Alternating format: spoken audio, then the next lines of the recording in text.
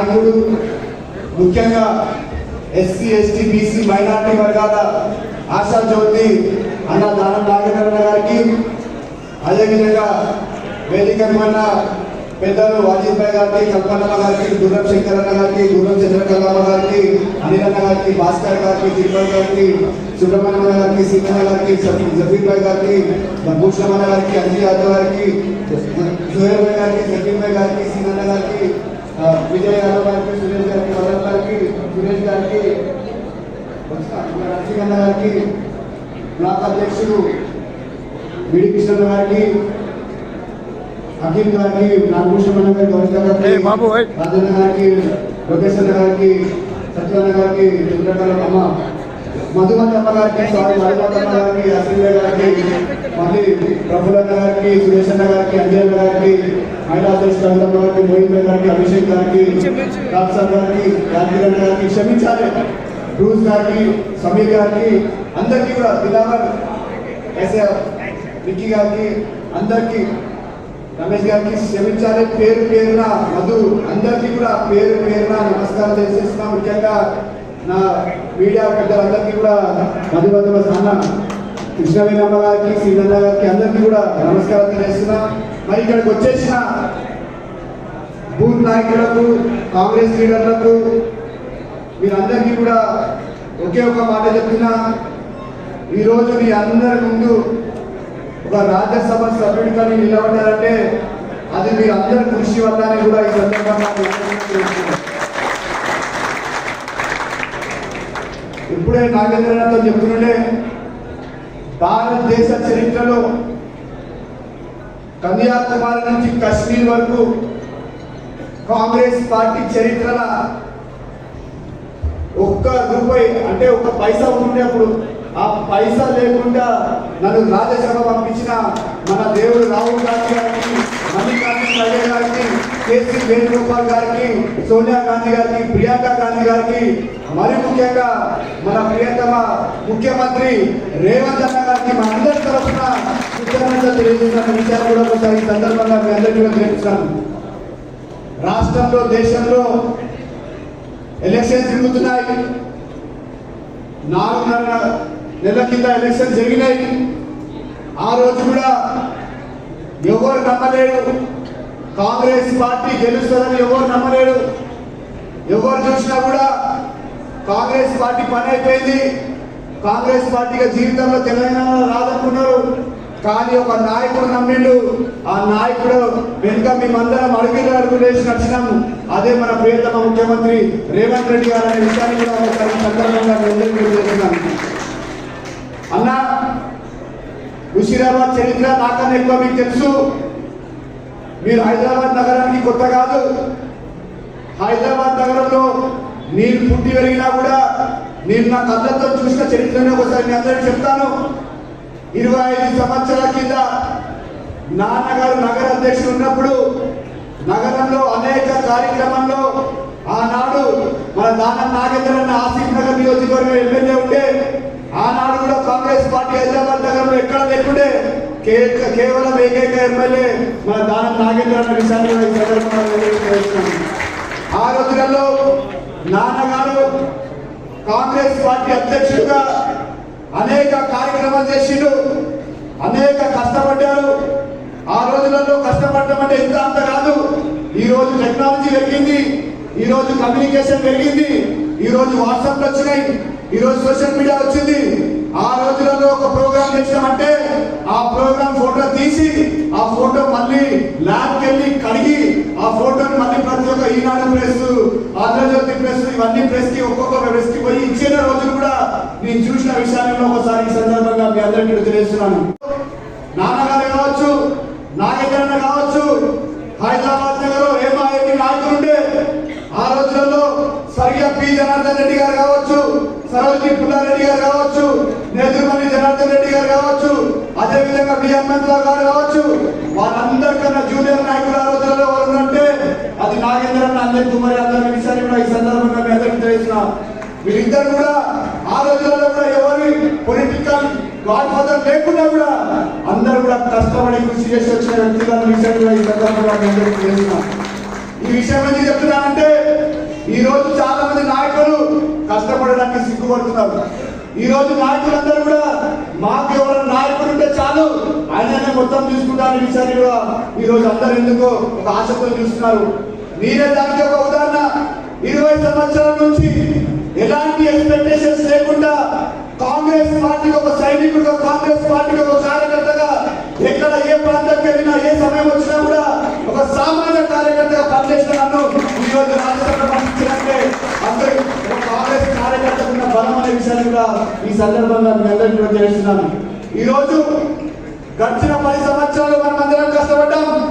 అన్న ముషీరాబాద్ నియోజకవర్గంలో గతంలో పోటీ చేసినప్పుడు ఏ విషయం తెలియదు.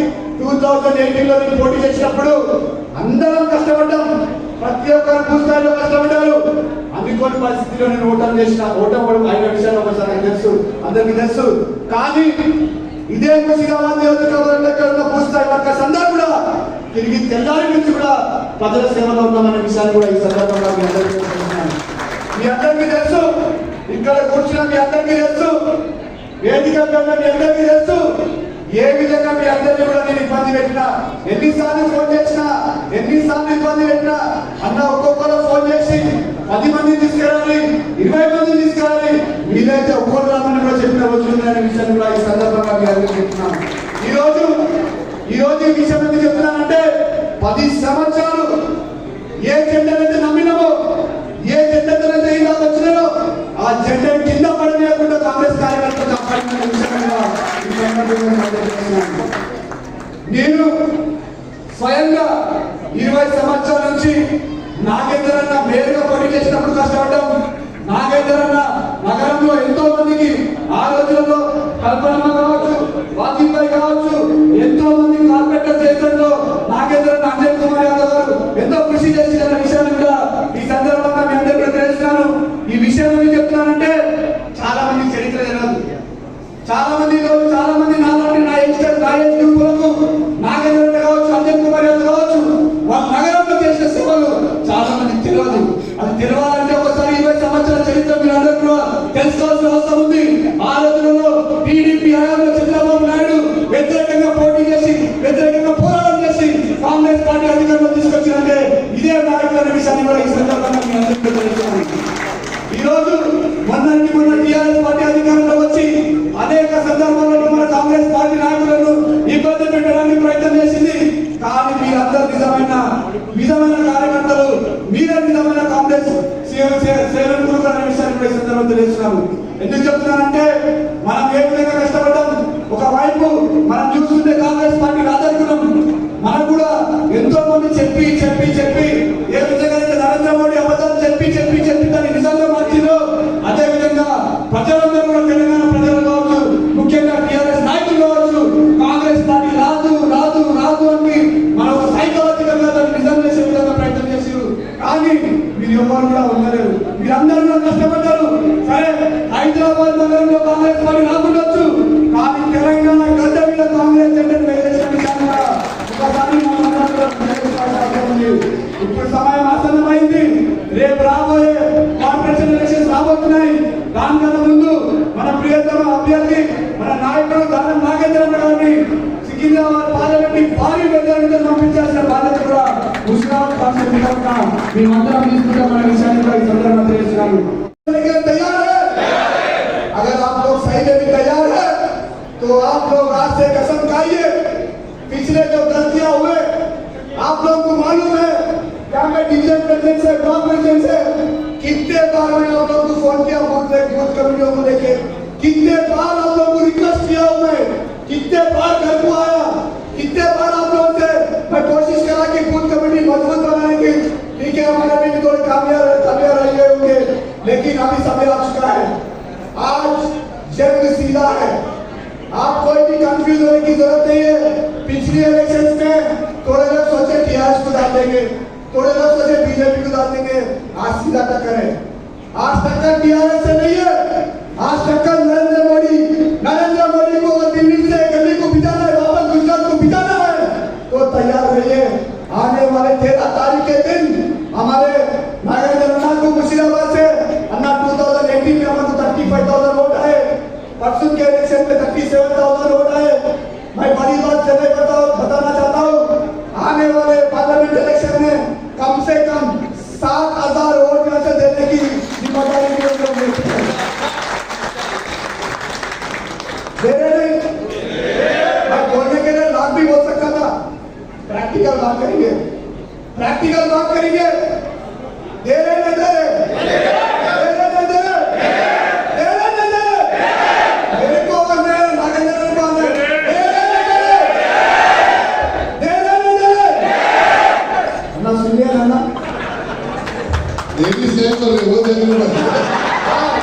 बाकी उधर ही जाएंगे ना, इधर ही जाएंगे अपन लेडीज के तरफ जाएंगे।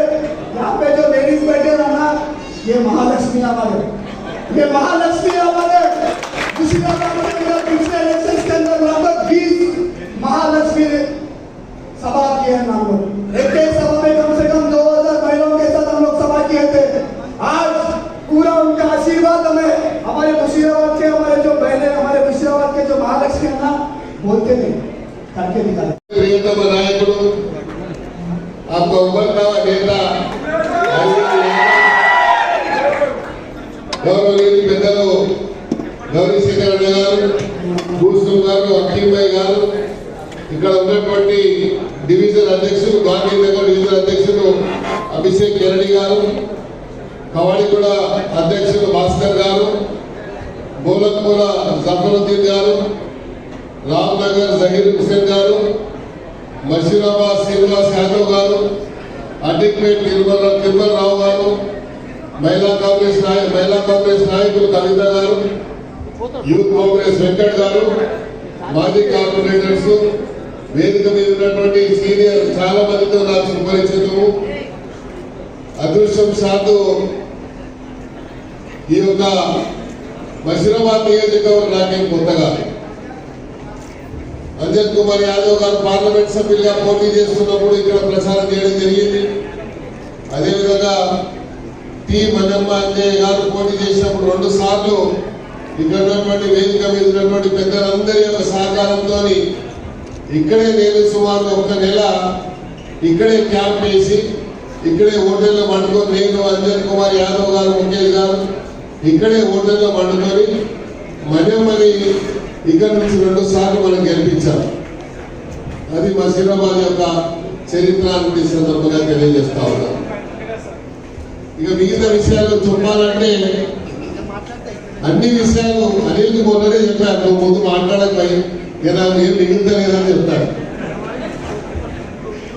చాలా సంతోషం అనిపిస్తున్నది అనిల్ని చూస్తా ఉంటే.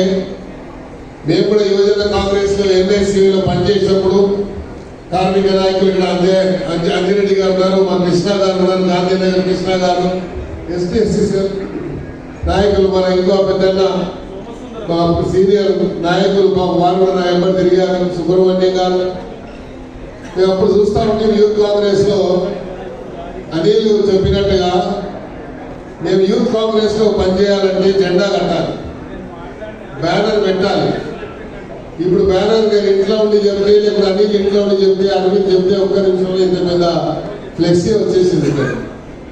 అప్పుడు హైదరాబాద్ సిటీలో ఒకే ఒక పెయింట్ చేసేవాడు ఉండే, కమర్ ఆర్ట్స్ అని మన గురు బజార్ ఆడ లైన్ కడుతుండే. మేము అంజనన్న ఒక 2 కూర్చోబెడుతుండే, నేను ఒక 2 కూర్చోబెడుతుండే, హనుమంతరావు ఒక 2 కూర్చోబెడుతుండే.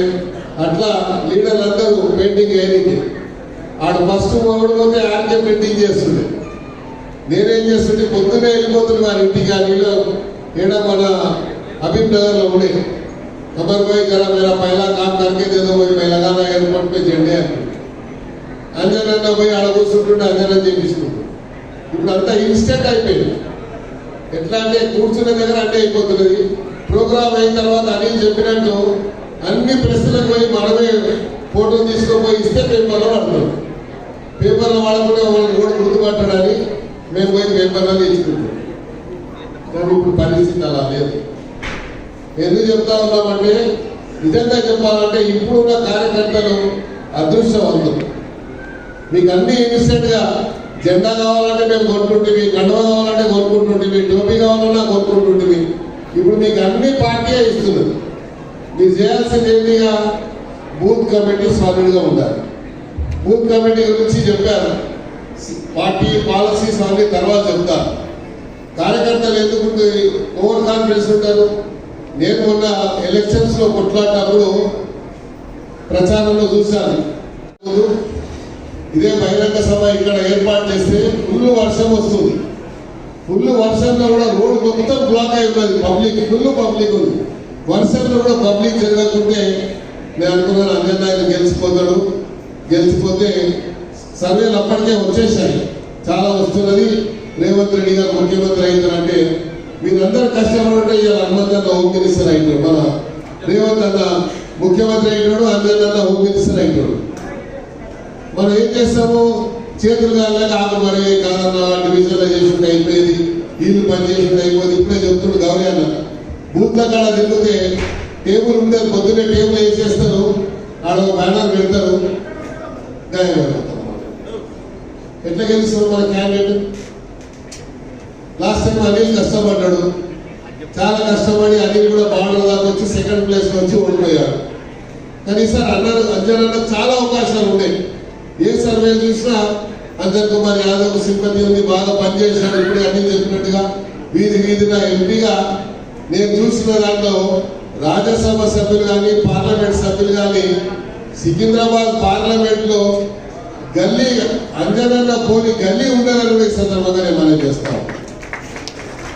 పార్లమెంట్ సభ్యులు కార్పొరేటర్లుగా తిరుగుతుండే, నేను అడుగుతుంటే ఒక్కోసారి ఏం తిరుగుతున్నావు అన్న, నన్ను నిన్ను చూసి నన్ను దమ్దమ్ చేస్తూ అని చెప్తుంటా. ఆసిఫ్ నగర్ ఎమ్మెల్యే ఉంటే అప్పుడు నేను ఎప్పుడు చూడు ఎక్కడ చూడు ఏడో చూస్తే అందరనే కనిపిస్తుంది, ఏ ప్రోగ్రాంలో చూస్తే. అంటే చెయ్యాలన్నటువంటి ఒక తపన ప్రజల మధ్యలో ఉండాలి, ప్రజా సమస్యలు తెలుసుకోవాలి, ఆ ప్రజల్ని సమస్యని పరిష్కరించడానికి మనమే సరైనటువంటి ఒక మార్గదర్శనం కావాలన్నటువంటి ఆలోచనతో అంజనన్న గారు పనిచేశారు. అనిల్ నాకు ఇప్పుడే చెప్పాడు, నా దగ్గరికి వచ్చాడు, అన్న నేను పార్లమెంట్ కంటెస్ట్ చేస్తున్నా అంటే, అనిల్ నువ్వు కంటెస్ట్ చేయి, నా దగ్గరికి మాత్రం నా నియోజకవర్గంలో నీకు మెజార్టీ ఇచ్చే బాధ్యత నాది అని చెప్పాను. అది తీసుకుపోయి నాకు పెట్టింది. ఇప్పుడు నేను కోరుకోవచ్చు నాకు ఇచ్చాను. ఈ 2 నిమిషాలు అంటున్నట్టే రాహుల్ గాంధీ ఆలోచించాడు. ఇప్పటికే చాలా సార్లు కొట్టాడాడు, చాలా జైలు పోయాడు. ఏడు చూసినా ధర్నా కనబడితే ధర్నా హైదరాబాద్ లో కాంగ్రెస్ పార్టీ ధర్నా రేవంత్ రెడ్డి ఒక స్లోగన్ ఇస్తే ఫస్ట్ అరెస్ట్ అయ్యేది ఎవరా బాబు అంటే Anil Kumar Yadav. First house arrest ఎవరు అయ్యేది అంటే అనిల్ కుమార్ యాదవ్. ఎప్పుడు చూడలేదే ఉంటుండే తను. అంతకుముందు ఏమవుతుండే, ఇప్పుడు ఏమో ఈయన అవుతుంది. ఇక రాహుల్ గాంధీ ఆలోచించాడు, ఇక ఈ పిల్లడు చాలా కష్టపడ్డాడు, మా మమ్మీకి సపోర్ట్ ఉండాలి, సోనియా గాంధీ పక్కన ఒకరు ఉండాలి, స్ట్రాంగ్ ఫెయిల్ ఒకరు ఉండాలి. సోనియా గాంధీ వయసు, సోనియా గాంధీ గారు సబ్జెక్ట్ ఇస్తే ఆ సబ్జెక్ట్ మీద రాజ్యసభలో దద్దరిల్లాలని చెప్పి తీసుకుపోయి అక్కడ కూర్చోబెట్టారు. అంటే రాహుల్ గాంధీకి ఎంత కాన్ఫిడెన్స్ ఉందో ఇదే సింపుల్ అర్థమెటిక్. అంటే పాలసీస్ మీద ఉన్నటువంటి క్యాడర్ మీద రాహుల్ గాంధీ గారి ఆలోచన మీద ఆలోచించాడు. భారతదేశ చరిత్రలో never in the history of the Congress party ఇంత వయసులో ఏ నాయకుడికి భారతదేశంలో ఎక్కడ కూడా ఏ పార్టీలు కానీ హిస్టరీ క్రియేట్ చేశారు రాహుల్ గాంధీ గారు.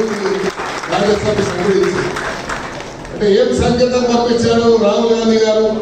కష్టపడ్డ ప్రతి కార్యకర్తకి ఏదో రోజు గుర్తింపు ఉంటుందని చెప్పడానికి అనిల్ కుమార్ యాదవ్ ఎగ్జాంపుల్, దాంట్లో ఒక నిదర్శనం కూడా నేను ఈ సందర్భంగా తెలియజేస్తా ఉన్నాను. हिंदुस्तान की तरक्की में उनको भी शामिल करना है, तो आज हमारे ऊपर ये जिम्मेदारी है. तो आप लोग सोच लीजिए. आप लोग क्या करते हैं, लोग क्या मैं इसलिए सुस्ती बोला था, इलेक्शन चालू होता अरे ताली के लिए भाई हम लोग अभी क्या है जल्दी 5 बजे तक आएगा, फिर उन्हें उठ के चाय पी के फिर सो जाता, फिर उठता वो क्या है उठो रहे चाय जाएंगे वो, अरे 5 बजे तक चाय बना रहे भाई जाएंगे बोलता. अब 5 बजे गए तो लंबी लाइन रहती, अरे धूप में क्या है भाई जाने उन्हें दाना हो जाता भर जाता, क्या है ये होती है अपनी हालत. लोगों के भरोसे में नहीं. మీకు కూడా చెప్తున్నామా, మీరేం చేస్తారు, మంచిగా కష్టపడతారు. అనిల్ చెప్పి గట్టి చెప్పి ఉన్నారా లేదా అంటే ఉన్నామన్నట్టు బాగానే ఉంటారు. ఇప్పుడు ఎలక్షన్ నాగని ఎండ కొట్టిందనుకో ఏమైందంటే, నేను ఒకసారి ఓడిపోయిన ఎందుకు ఓడిపోయినా చెప్తాను. అమాస పెద్దల అమాస అందరు ఇంట్లో ఉన్నారు. ఏమైందంటే ఇంటి బిడ్డ పెద్దల బియ్యంసి ఇలాగానే పోతాం. ఇక పెద్దల బియ్యంసిలాగా మద్దతు ఏం చేస్తే తెలుసు కదా, మన తెలంగాణ ఆదరణ అయితే తెలిసే తెలుసు. ఇక పెద్దలకి బియ్యం ఇచ్చారు, స్టార్ట్ అయిపోయింది. ఇక అందుకని చాలా జాగ్రత్తగా ఉండాలి. మీరు ఏం చేస్తారు, ఎండ ఉందని అడుగుతారు. అనిల్ వచ్చే కూడా మా కల్పనమ్మ వచ్చే కల్పనమ్మ బాబు ఇంటింటి తిరిగి రాయబడి తిరుగుతూ ఉంటారు. ఏమై అక్క వెళ్ళలేదని వస్తుంది, అక్క వస్తుంది జర్రా మా ఆయన పోతుడు ఉండదు కొంచెం వండేది వస్తారు. ఆ రోజు ఉపాసం పెట్టున్నారు. మీరు పనిచేయాలి, ఎందుకంటే మీరు బయటికి వెళ్తే ఎదుటి వాళ్ళకు జోస్ వస్తుంది. ఆడవాళ్ళు తిరుగుతారే అవన్నీ తినాలి పోయి అక్క చెల్లెలు తిరుగుతున్నారు పోయి అని చెప్పి జోస్ వస్తుంది. అది మన దగ్గర ఉన్నది. మీరు ఇంకోటి ఏం చేయగలుగుతారంటే మీరు తిట్టగలుగుతారు, నేను తిట్టలేదు. మీరు ఎదురా ఏం చేస్తున్నావు దున్నపతిలో కావడుతున్నావు మీరు అంటారు. మేమన్నా వాళ్ళు ఏమంటారు మరి ఎవరమ్మా ఇన్నట్టు అంటారు. అందుకే మీ మీద ఎక్కువ బాధ్యత ఉండదమ్మా, నాకు విశ్వాసం కూడా. నా దగ్గర కూడా ప్రోగ్రామ్ పెడితే 5,000, 10,000, 15,000 మంది లేడీస్ వస్తారు నేను ప్రోగ్రామ్ పెడితే. ఎందుకంటే వాళ్ళకి నమ్మకం గ్రామంలో ఉన్నాడు, మాకు ఏదున్నా మా కష్టాలు నష్టాలు నిలబడతాడని ఒక ధైర్యం అన్న. నేను మీకు కూడా ఆ ధైర్యం ఇస్తా ఉన్నాను. మీ అన్నగా, మీ తమ్ముడుగా, మీ కొడుకుగా, మీలో ఒకటిగా తప్పకుండా మీ కష్ట సుఖాల్లో పాలు పంచుకొని నన్ను పార్లమెంట్ పంపించినట్టయితే ఎల్లప్పుడూ మీకు సేవ చేస్తూ ఉంటానని ఈ సందర్భంగా మనం చేస్తాను. ఈ సమయాన్ని మీద జాల విడుచుకోవద్దు. గతంలో ఒక పొరపాటు చేశాను, 2 సార్లు. ఒకసారి అనిల్ని ఊడగొట్టాం పొరపాటుతోని, ఓవర్ కాన్ఫిడెన్స్ తో. మళ్ళీ మొన్న అందరినీ ఊడగొట్టాం. ఇవాళ అందరినీ గెలిచింటే నేను చెప్పినట్టుగా కంపల్సరీగా హోమ్ మినిస్టర్ అయినోడు, తప్పకుండా మినిస్టర్ అయినోడు రేవంత్ రెడ్డి గారి క్యాబినెట్ టీకే తప్పకుండా ఆయనకు అవకాశం వస్తుంది. ఇప్పుడు మళ్ళీ మా అరవింద్ కూడా బాగా యాక్టివ్గా తిరుగుతుండు, ఫ్యూచర్ లీడర్ బాగున్నాడు. కాబట్టి ఆయనకు కూడా మీరు ఎంకరేజ్ చేయండి. నేను కూడా మీతో ఉంటాను. ఇది ఒక సమావేశం ఏంటంటే ఒక బూత్ లెవెల్ సమావేశం ఏర్పాటు చేస్తున్నాం. బూత్ కమిటీస్ ఇప్పుడు ఫామ్ అవుతాయి. ఫామ్ అయిన తర్వాత నా నామినేషన్ ఉంటుంది. నామినేషన్ తర్వాత మనం బూత్ల వారిగా ఎలా పనిచేయాలి, మీకేం బాధ్యత ఇస్తాము, ఇక్కడ డివిజన్ కమిటీకి ఏమి ఇస్తాము, యూత్ కాంగ్రెస్ కు, ఎన్ఎస్సీఐకు, మహిళా కాంగ్రెస్ కు అందరికీ మీరు బాధ్యతలు ఇచ్చి మీ బాధ్యతలు మీరు చేసే పని మీద మీకు ఎప్పుడెప్పుడు ఏం కావాలనేది అది మాకు వదిలేయండి. మీరు కష్టపడండి. మీ కష్టానికి ప్రతిఫలం ఇచ్చే బాధ్యత నాది, అనేది ఇక్కడ అరవింద్ని, ఇక్కడ వేదిక మీద ఉన్న పెద్దలందరూ దగ్గర ఈ సందర్భంగా మనవి చేస్తూ, ఈ వేదిక మీద ఉన్న పెద్దలందరూ నాకు సుపరిచితులు ఎవరు కొత్తలు కాదు, చాలా మంది ఇప్పటికే కలిసారు. ఆ ప్రేమ అభిమానాన్ని మనం ఇలాగే కాపాడుకుందాం, ఇలాగే ఉందాం. మరి ఇంకా రేపటి నుండి కేవలం కార్యకర్తలు అన్నా మాకు ఎట్లా మాకు సపోర్ట్ దొరుకుతలేదు, మాకు గుర్తులేదన్న. మీరు అనుకుంటారు గుర్తులేదన్న. ఇప్పుడు అరవింద్ తిరిగాడు ఈ మధ్యలో. అరవింద్ తెలుసు ఏ గల్లీలో ఎవరున్నారు, ఏ గల్లీలో ఎవరు పనిచేస్తున్నారు. నేను గతంలో కార్పొరేటర్గా వీళ్ళందరినీ మేము ఉన్నప్పుడు ఒక టీం వర్క్ కింద పనిచేసేవాళ్ళు. నేను అడిగేవాళ్ళు మీ సమస్యలు ఏముంది అని. ఇక్కడ వాజీబాయి కానీ, లేకుంటే మా ఉన్నటువంటి ఇక్కడ కల్పనమ్మ కానీ, అంతకుముందు ప్రకాశంలో మిస్సెస్ ఉండే వాళ్ళు కానీ, వీళ్ళందరికీ నేను అడిగేవాడిని ఏంటి మీ సమస్య అన్నా, మాకు బడ్జెట్ లేదు అని చెప్పేవాళ్ళు. నేను అప్పట్లో మాట్లాడి ప్రభుత్వంలో మాట్లాడే మినిస్టర్గా ఉండి ₹1,00,00,000 వాళ్ళకి బడ్జెట్ ఇప్పించాను. 1 crore each corporator. మళ్ళీ తర్వాత ఫస్ట్ ఒకసారి 50 ఇప్పించారు. సరిపోతలేదన్న మొత్తం కార్పొరేటర్స్ ఎక్కడ మొక్కుపెట్టారు హైదరాబాద్ లో 100 మంది మన కార్పొరేటర్స్ డిహెచ్ఎంసీలో ఉంటే ఆ 100 మందిలో సగం మంది నా దగ్గరికి వచ్చారు. పక్కనే ఉన్నటువంటి కాలేజీ వెంకటేశ్వర కార్పొరేట్ టికెట్ ఇచ్చింది నేనే, ఫ్లోర్ లీడర్ చేసింది కూడా నేనే. కావాలంటే మీరు అనుకోవచ్చు. ఎప్పుడు డిప్యూటీ మేయర్ రాజ్ కుమార్ గారికి టికెట్ ఇచ్చా, మనమే డిప్యూటీ మేయర్ చేశాం. పాప ఈరోజు మన మధ్య లేడు, కానీ ఇలా పనిచేసుకుంటూ పోయాం. బడ్జెట్ ఇచ్చాము కాబట్టి పని చేసి ఇప్పుడు ఒక కార్పొరేటర్ వాడు గెలిచినాడు, ₹1 మీ డివిజన్ లో పనిచేశారా? ₹1. ఎంతసేపు హడావుడి అదే తప్ప వేరే ఏం లేదు. నాకు ఇన్ఫ్లుయెన్స్ ఉంటే కాబట్టి నా నియోజకవర్గంలో ఇప్పుడున్నటువంటి డిపార్ట్మెంట్లలో ఉన్నటువంటి ఆఫీసర్లకు ఎంతో మందికి నేను హెల్ప్ చేశాను, పోస్టింగ్ ఇప్పించాను. కాబట్టి నా నియోజకవర్గంలో నేను లెటర్ పంపించగానే శాంక్షన్ అయ్యేది. మిగతాదే నా పని లేదు. కిషన్ రెడ్డి గారి గురించి మీరు చెప్పారు. కిషన్ రెడ్డి గారు ఎక్కడ కూడా ఎంతసేపు ఇప్పలేదు. ఇప్పుడు నేను చూస్తా ఉన్నా 2-3 నుంచి గలీలాలో తిరుగుతా ఉన్నాడు పాపం. ఇప్పుడు కాదు తిరిగేది. కేంద్ర మంత్రిగా ఆయనకున్న ఆపర్చునిటీస్ గురించి 2 మాటలు చెప్తాను. కేంద్ర మంత్రిగా, కేంద్ర టూరిజం మినిస్టర్గా హైదరాబాద్ ఒక టూరిజం హబ్గా, తెలంగాణ ఒక టూరిజం హబ్ చేయడానికి ఎన్నో ఉన్నాయి. జరిగి గుట్ట తీసుకోండి, లేకపోతే ఇక్కడ ఉన్నటువంటి నెక్లెస్ రోడ్లు తీసుకోండి, లేకపోతే నాగార్జున సాగర్ తీసుకోండి, ఎన్నో ఉన్నాయి. వరంగల్లో ఉన్నటువంటి కాకతీయ టెంపుల్ అది తీసుకోండి, 1000 స్తంభాల గుడి అక్కడ తీసుకున్నది టూరిజం హబ్గా చేయొచ్చు. ఎన్నో అవకాశాలు ఆయన చేయలేకపోయాడు. నార్త్ ఈస్ట్ మొత్తం కూడా ఆయన చేతిలో ఉంది. 70,000 కోట్ల రూపాయలు ఆయన బడ్జెట్ ఉన్నది. 70,000 కోట్లు, 70,000 కోట్ల రూపాయల బడ్జెట్ ఉంటే సికింద్రాబాద్ పార్లమెంట్కి ఆయన తలుచుకుంటే ఒక 10,000 కోట్ల రూపాయలు తీసుకొస్తే ఈరోజు సికింద్రాబాద్ పార్లమెంట్ అంతా కూడా ఒక ఆదర్శ నియోజకవర్గాన్ని ఈ రాష్ట్రంలో దేశంలో సికింద్రాబాద్ పార్లమెంట్ కాన్స్టిట్యున్సీ ఒక ఆదర్శ నియోజకవర్గం అయ్యేది. కానీ చేయలేకపోయారు. కానీ ఇప్పుడు మళ్ళీ వస్తూ ఉన్నారు. ఉన్నటువంటి పరిస్థితి మీకు తెలుసు. దేశంలో ఉన్నటువంటి ఎందుకు రాహుల్ గాంధీ గారు దేశం మొత్తం అంతా తిరుగుతూ ఉన్నాడు. కాళ్ళకి బల్బాలు కట్టుకొని దేశం అంతా కూడా కాశ్మీర్ నుంచి కన్యాకుమారి వరకు, మొన్న తిరిగినట్టు నార్త్ ఈస్ట్ నుంచి మహారాష్ట్ర వరకు రాష్ట్రమంతా దేశమంతా ఎందుకు తిరుగుతూ ఉన్నాడు. ఈ దేశంలో ఉన్నటువంటి విద్వేషం పెరిగిపోయింది.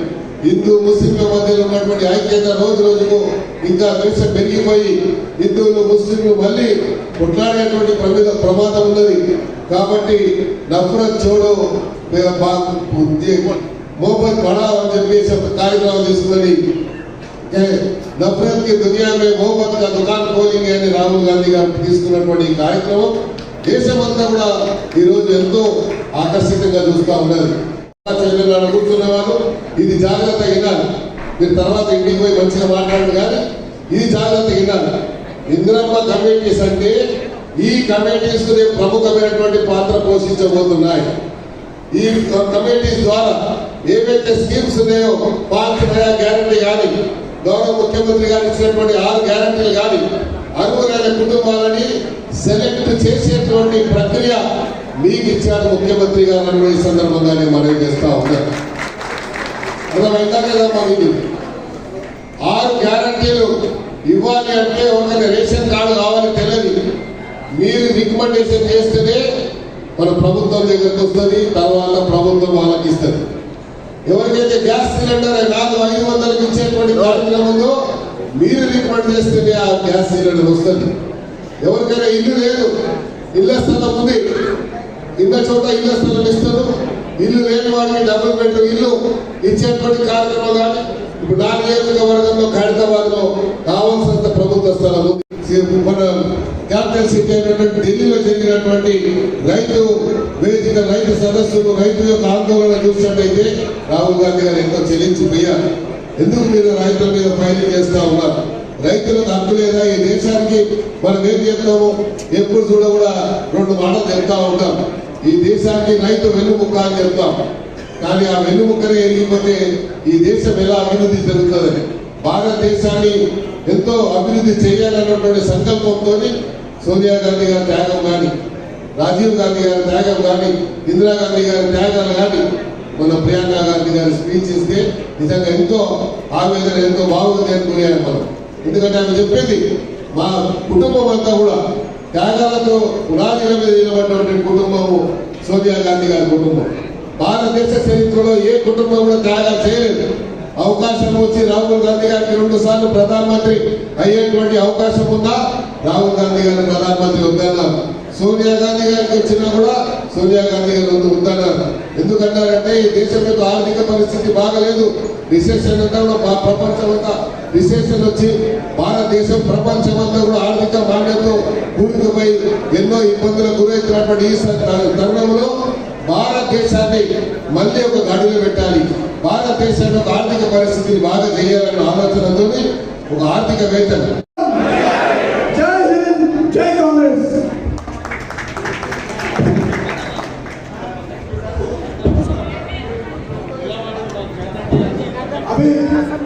మనందరి ప్రీతమ నాయకుడు ఎవరి గురించి అయితే ఈరోజు మనం ఇక్కడికి వచ్చామో, ఎవరికైతే రాబోయే పార్లమెంట్ ఎలక్షన్ లో భారీ విజయం గెలిపించి ఢిల్లీ గడ్డ మీద మన సికింద్రాబాద్ పార్లమెంట్ జెండా ఎక్కడానికి సిద్ధమై ఉంటామో మన అన్న దాని నాగరాజు గారిని మాట్లాడవలసిందిగా కోరుతున్నాం.